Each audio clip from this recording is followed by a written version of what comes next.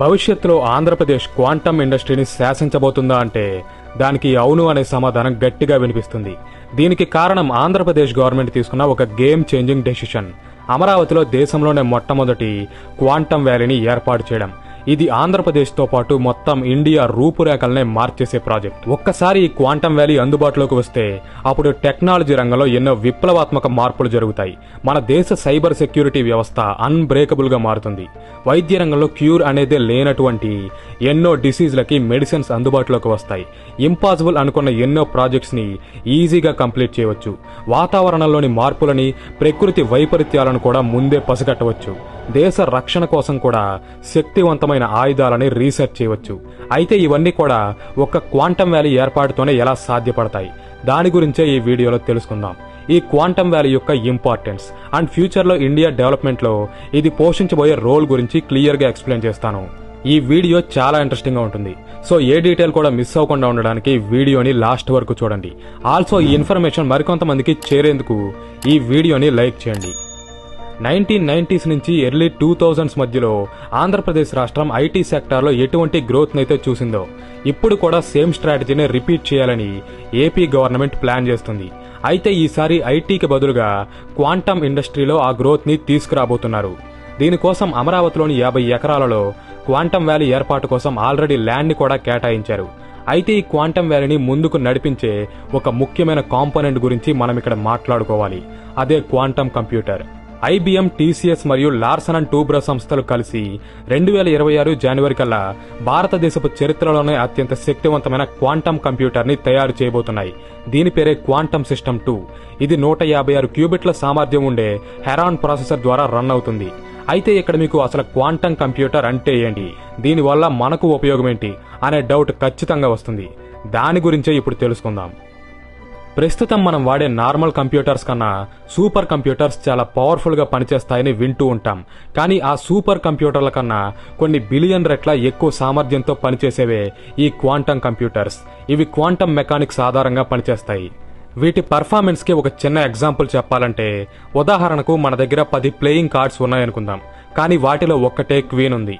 ఇప్పుడు ఆ కార్డ్స్ అన్నింటినీ మిక్స్ చేసి వాటిలోంచి ఆ ఒక్క క్వీన్ కార్డ్ ని మాత్రమే బయటకు తీయమంటే మనం 1 by 1 ఒక్కో కార్డ్ ని గెస్ చేసి తీస్తాం. అలా క్వీన్ కార్డ్ వచ్చే వరకు ట్రై చేస్తాం. ప్రస్తుతం మనం వాడే normal computers and super computers కూడా సేమ్ ఇలాగే ఫంక్షన్ అవుతాయి. కానీ అదే ప్లేస్ లో క్వాంటమ్ కంప్యూటర్ ఉంటే మాత్రం అక్కడ 10 కార్డులు కాదు కదా, 10 కోట్ల కార్డులు ఉన్నా సరే వాటిలోని సింగిల్ క్వీన్ కార్డ్ ని మొదటి అటెంప్ట్ లోనే 100% యాక్యురసీతో గుర్తించి బయటకు తీస్తుంది. దీన్ని బట్టి క్వాంటమ్ కంప్యూటర్స్ ఎంత ఎఫిషియన్సీతో పనిచేస్తాయో అర్థం చేసుకోవచ్చు. దీనికి కారణం మనం వాడే నార్మల్ కంప్యూటర్స్ బైనరీ సిస్టమ్ మీద ఆధారపడి పనిచేస్తే క్వాంటమ్ కంప్యూటర్స్ మాత్రం క్వాంటమ్ సిస్టమ్ ఆధారంగా వర్క్ అవుతాయి. ఎలాగంటే బైనరీ సిస్టంలో 0 మరియు 1 అనే 2 బిట్స్ ఉంటాయి. ఇక్కడ 0 అంటే ఆఫ్ అని, 1 అంటే ఆన్ అని అర్థం. అదే మరోపక్క క్వాంటమ్ కంప్యూటర్స్ లో మాత్రం క్వాంటమ్ బిట్స్ ఉంటాయి. వీటినే క్యూబిట్స్ అని కూడా అంటారు. అయితే ఈ క్యూబిట్ స్పెషాలిటీ ఏంటంటే ఇవి ఒకేసారి అటు 0 గాను మరియు ఇటు 1 గాను ఉండగలవు. దీనినే క్వాంటమ్ ఫిజిక్స్ లో క్వాంటమ్ సూపర్ పొజిషన్ అని అంటారు. ఈ సూపర్ పొజిషన్ సహాయంతో నార్మల్ కంప్యూటర్ లో 2 బిట్స్ చేసే పనినే క్వాంటమ్ కంప్యూటర్ లో 1 బిట్ మాత్రమే పూర్తి చేయగలదు. ఇలా క్యూబిట్ల సంఖ్య పెరిగే కొద్దీ కంప్యూటర్ యొక్క ప్రాసెసింగ్ పవర్ అనేది విపరీతంగా పెరుగుతుంది. అది ఎంతలా అంటే 2 క్యూబిట్స్ ఉన్న ఒక సిస్టమ్ 4 పాసిబుల్ వాల్యూస్ ని కనుక్కోగలిగితే 20 క్యూబిట్స్ ఉండే సిస్టమ్ 1 మిలియన్ కన్నా ఎక్కువ వాల్యూస్ ని ఫైండ్ అవుట్ చేయగలదు. ఇక్కడ మీకు ఒక విషయం చెప్పాలి. అదేంటంటే రీసెంట్ గానే 2025 మేలో బెంగళూరుకి చెందిన క్యూపై ఏఐ అనే కంపెనీ మన భారతదేశపు మొట్టమొదటి క్వాంటమ్ కంప్యూటర్ ని తయారు చేసింది. ఇది 25 సూపర్ కండక్టింగ్ క్యూబిట్స్ కెపాసిటీతో పనిచేస్తుంది. ఈ టైప్ డివైస్ ని ఇండియాలో తయారు చేయడం ఇదే మొదటిసారి. ఇక అమరావతిలో నిర్మించబోయే క్వాంటమ్ కంప్యూటర్ అయితే 156 క్యూబిట్ల ప్రాసెసింగ్ పవర్ తో పనిచేయబోతుంది. అందుకే దీన్ని India's most powerful quantum computer అని పిలుస్తున్నారు. ప్రస్తుతం అమెరికాలో ఆల్గరిథమ్స్ ని రాయడానికి ఏ హార్డ్వేర్ అయితే ఉపయోగిస్తున్నారో ఇది కూడా ఆ కేటగిరీలోకే వస్తుంది. అలాగే ఈ క్వాంటమ్ కంప్యూటర్ల డిజైన్ కూడా మనం డైలీ లైఫ్ లో యూజ్ చేసే నార్మల్ కంప్యూటర్స్ తో పోలిస్తే చాలా డిఫరెంట్ గా ఉంటుంది. దీనిలో ఎన్నో వైర్స్ మెలికలు తిరిగి ఒకదానితో ఒకటి కనెక్ట్ అయి ఉంటాయి. ఈ సిస్టమ్ మొత్తాన్ని కూడా ఒక సీల్డ్ బాక్స్ లో పెడతారు. అయితే ఈ క్వాంటమ్ కంప్యూటర్స్ ని తయారు చేయడం అంత ఈజీ కాదు. ఎందుకంటే ఇప్పుడు మనం వాడే నార్మల్ కంప్యూటర్స్ లో ట్రాన్సిస్టర్స్ అనేవి కదలకుండా ఒక ఫిక్స్డ్ స్టేట్ లో స్టేబుల్ గా ఉంటాయి. కానీ క్వాంటమ్ కంప్యూటర్స్ లో అలా కాదు. ఇక్కడ పార్టికల్స్ అనేవి ఎప్పుడూ కదులుతూనే ఉంటాయి. సో చిన్న వైబ్రేషన్ వచ్చినా, టెంపరేచర్స్ లో ఫ్లక్చువేషన్స్ జరిగినా, రేడియేషన్ పెరిగినా, ఇలా చిన్న డిస్టర్బెన్స్ ఎదురైనా సరే ఇవి మైక్రో సెకండ్స్ లోనే తమ క్వాంటమ్ ప్రాపర్టీస్ ని కోల్పోతాయి. ఈ రకంగా క్యూబిట్స్ మధ్య ఉన్న కనెక్షన్ దెబ్బతిని మొత్తం సూపర్ పొజిషన్ కొలాప్స్ అయ్యేలా చేస్తుంది. అప్పుడు ఈ ప్రాజెక్ట్ కోసం పెట్టిన డబ్బంతా కూడా బూడిదలో పోసిన పన్నీర్ అవుతుంది. కాబట్టే వీటిని బయట ప్రపంచంతో సంబంధం లేనటువంటి ఒక ప్రత్యేకమైన ఆపరేటింగ్ రూమ్స్ లో ఉంచుతారు. అలాగే ఈ క్వాంటమ్ కంప్యూటర్స్ లోపల అబ్సల్యూట్ జీరో టెంపరేచర్స్ ని మెయింటైన్ చేస్తారు.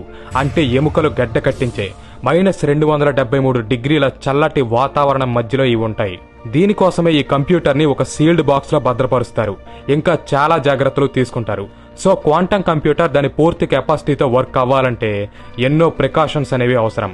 అయితే వీడియో స్టార్టింగ్ లోనే మనం అమరావతిలో క్వాంటమ్ వ్యాలీ అనేది ఏర్పాటైతే అప్పుడు వైద్య రంగంలో ఎన్నో విప్లవాత్మక మార్పులు జరుగుతాయని, విరుగుడే లేని ఎన్నో డిజీజ్లకి వ్యాక్సిన్స్ అందుబాటులోకి వస్తాయని, నేచురల్ డిజాస్టర్స్ ని ముందే తెలుసుకోవచ్చని, ఇలా ఎన్నో మార్పులు జరుగుతాయని చెప్పుకున్నాం.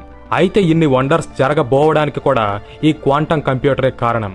వీటిలో ఉండే అసాధారణ కంప్యూటింగ్ పవర్ ప్రపంచంలోని ఎంతటి క్లిష్టమైన ప్రాబ్లంనైనా సరే పరిష్కరిస్తుంది.